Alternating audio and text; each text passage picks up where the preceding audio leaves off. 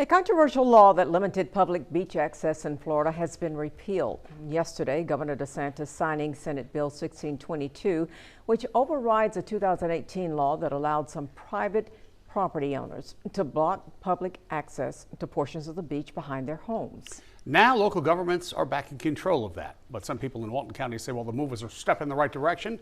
There's a long way to go. Tanner Stewart is in the studio now with what the change means for beachgoers. Tanner?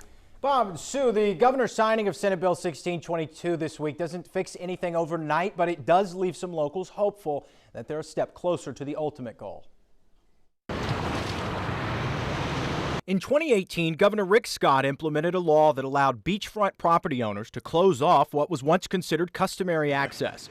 This week, Governor DeSantis reversed that law, restoring local authority to regulate public beach access. This bill is about restoring local control, cutting legal red tape, and putting our residents first. The governor says it's about protecting what many Floridians have always known, that the beaches are for everyone. Senator Jay Trumbull, who filed the bill, says Walton County isn't the same under the current law. That's not the Walton County I know, and it's not the Florida I believe in. In Walton County, 17 of 26 miles of beach are considered private. Trumbull, who filed the bill, agrees with the governor that the bill ends a convoluted process of excessive litigation and empowers local government to implement customary use ordinances. And when 80% of your economy relies on these beautiful beaches relating to tourism, it's not just a legal issue, it truly is a community issue.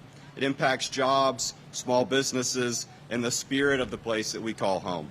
It doesn't fix it, and not 100%. You know, the real fix, I think, is a constitutional amendment.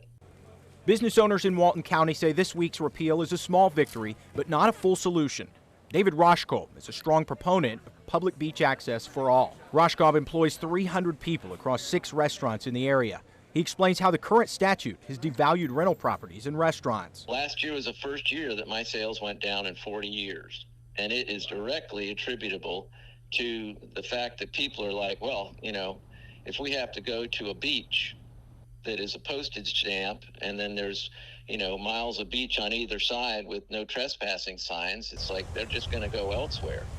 Locals like David Roshko believe the correct action would be for the state legislature to write a constitutional amendment declaring public beach access statewide.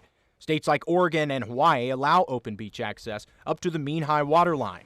Roshko says Florida fits that mold. It's a Walton County tragedy, it's a Florida tragedy, and it's an American tragedy because that is our coastal shoreline that should be shared. It's our border. It's the American border.